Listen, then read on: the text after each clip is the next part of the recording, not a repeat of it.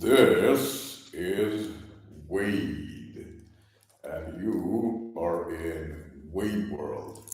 Well. A communist Muslim becomes the mayor of New York, funded by Jews. This is hilarious. If you don't understand any of this, Wade will explain it to you. So, if you look at London, which has had a Muslim mayor, a Pakistani Muslim mayor, so non-white Muslim mayor forever, and you see how non-white London has become. This is the capital of a white nation that has become non-white. You can see where New York is heading. Now, Wade doesn't really blame these people or Muslims in general for this. They do not have the competence to do this. The guy that became the New York mayor is a communist Muslim, which is a very hilarious combination because communism is basically global Judaism. Karl Marx was a Jew. All of the Bolsheviks, 95% of the Bolshevik party that basically killed 80 million ethnic Russian Christians, were Jewish. So communism is basically invented by, spread by, propagated by, funded by Jews.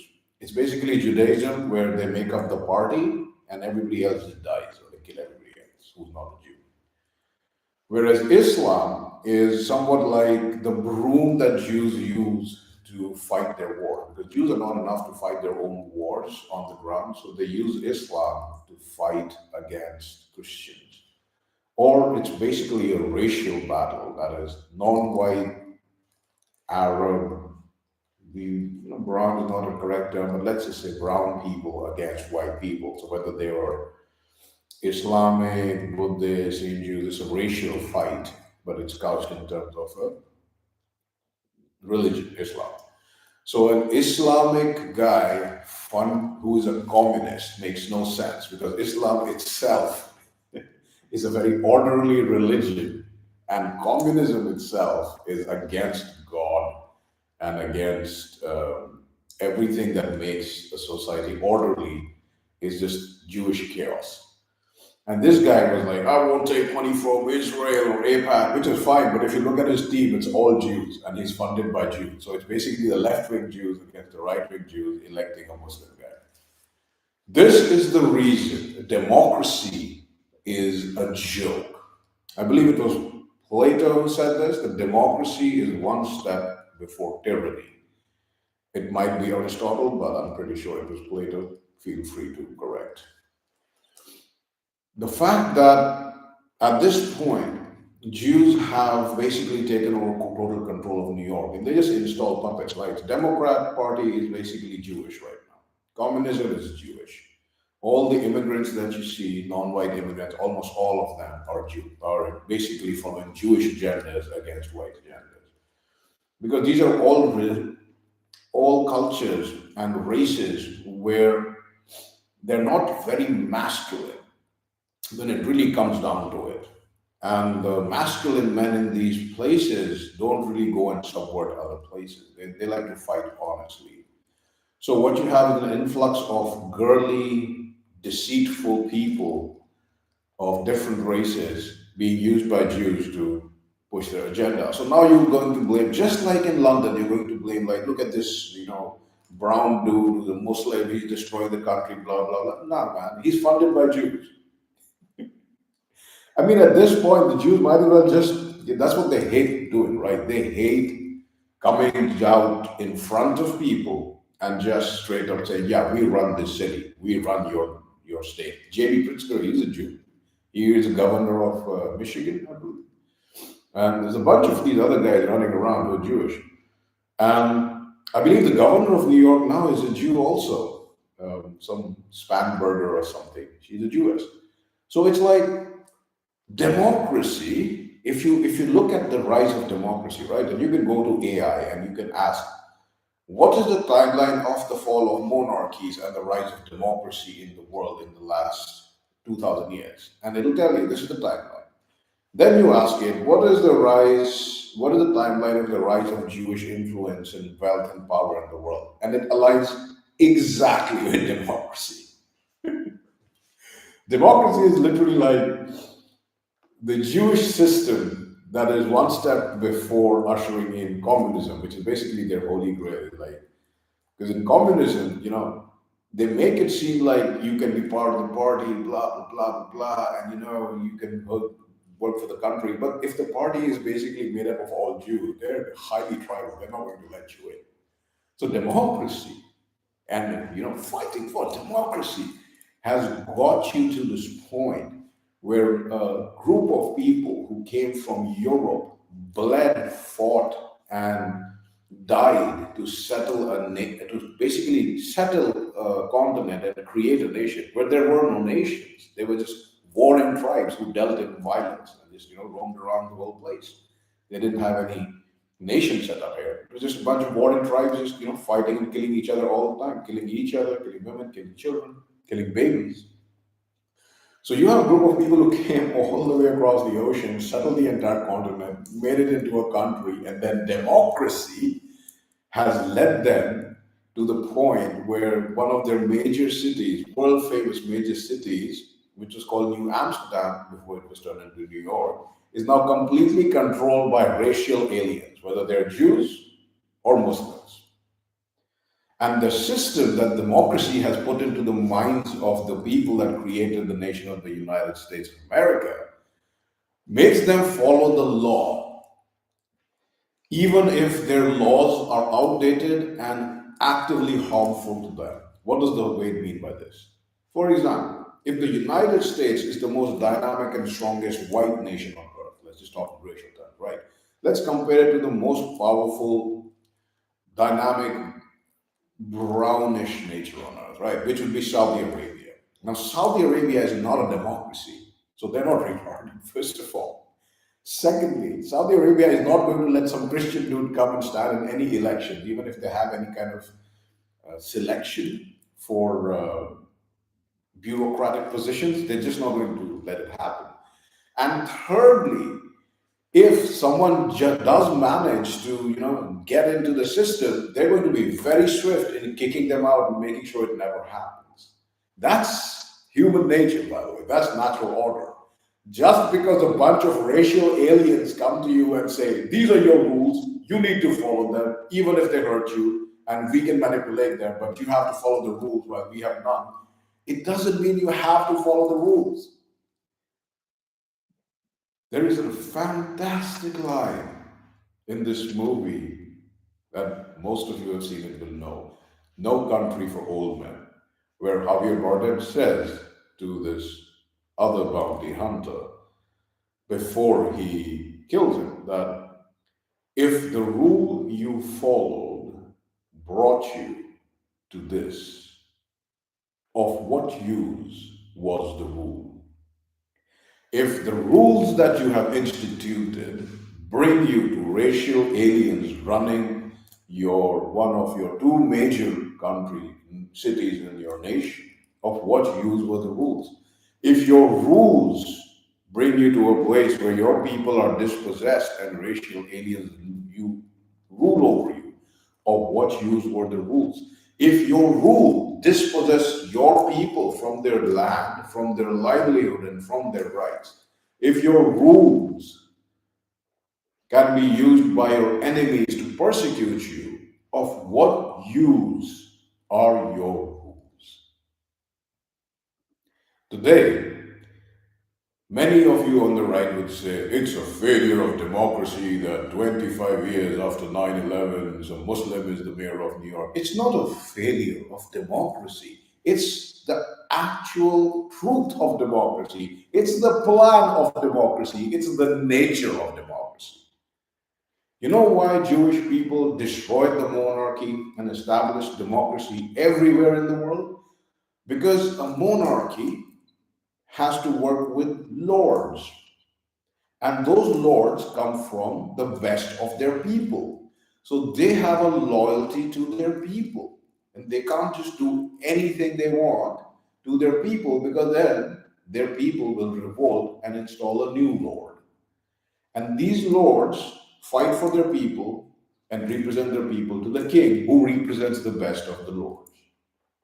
Democracy, there are no lords, there is no loyalty, there are racial aliens like this guy who's a brown Muslim, the Pakistani Muslim, God knows, maybe, who has no genetic, cultural, racial affinity to the nation that he's come to, who has no cultural, racial, or genetic affinity to the people of the city that he is ruling over.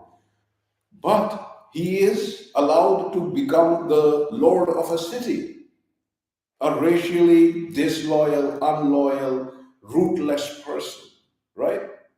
This is the design of democracy. Instead of lords who are racially loyal to their own people and fight for them, you are bombarded with racial aliens or just strangers who have no interest in knowing you, who don't come from your communities, who don't represent you. And they're put in positions of power and authority over you. They have no loyalty to you.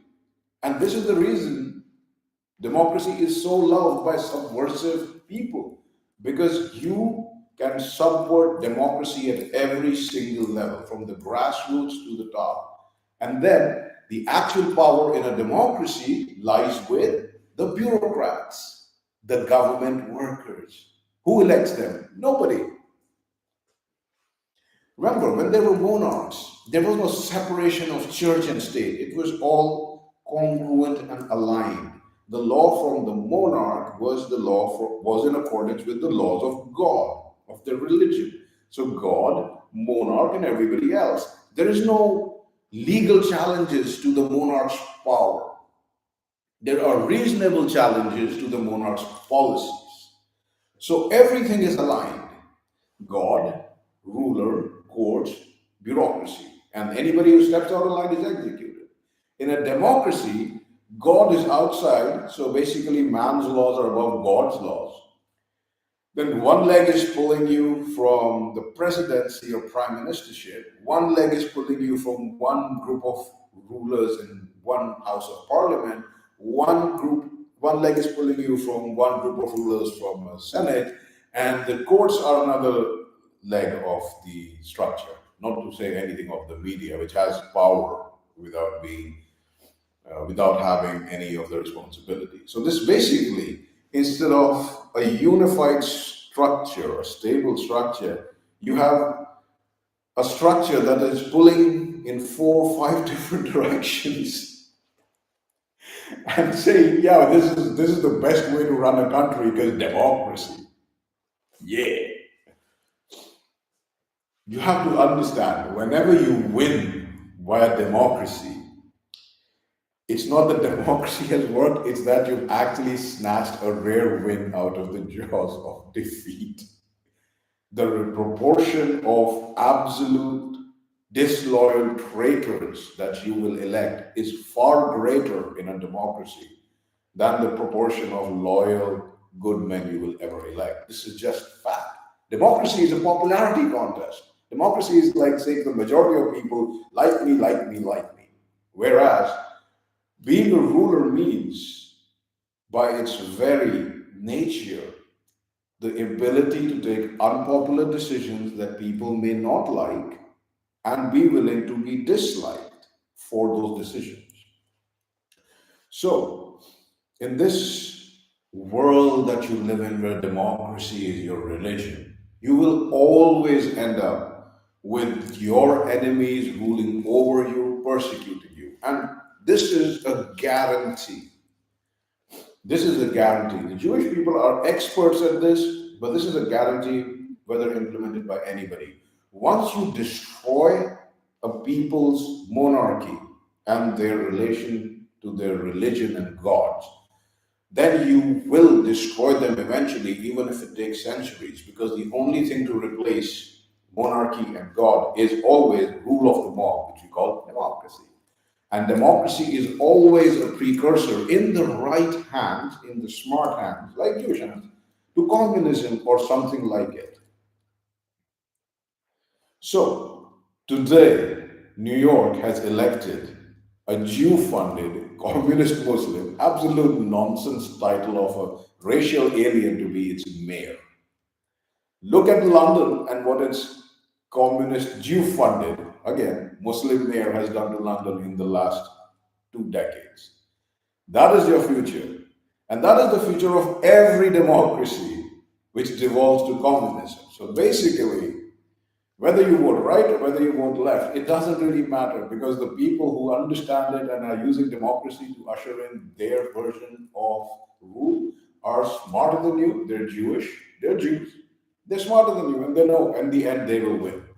You have to understand when the kings ruled, there were no income taxes. There were zero income taxes. The king had to go and ask the lords to impose a tax only if he wanted to go to war. And the lords wouldn't impose a tax forever. They'd be like, dude, we're going to give you X amount of time and X amount of money because the people below me will kill me if I keep pushing them to take away what they have earned, what they have created. And if the king lost the war, he was done. So there were actual physical, violent, just repercussions to failure or being disloyal or making bad decisions. In a democracy, what's the first thing that they do? They take away the violence. They like make everybody girly, right? Like you can't just go and forcibly throw out your uh, badly performing elected officials from office. Like you have no power. They have the power, no accountability to you. So today's win of a Jew-funded communist Muslim, a racial alien in New York, is not a flaw in democracy. It's the design. It's not a bug, it's a feature.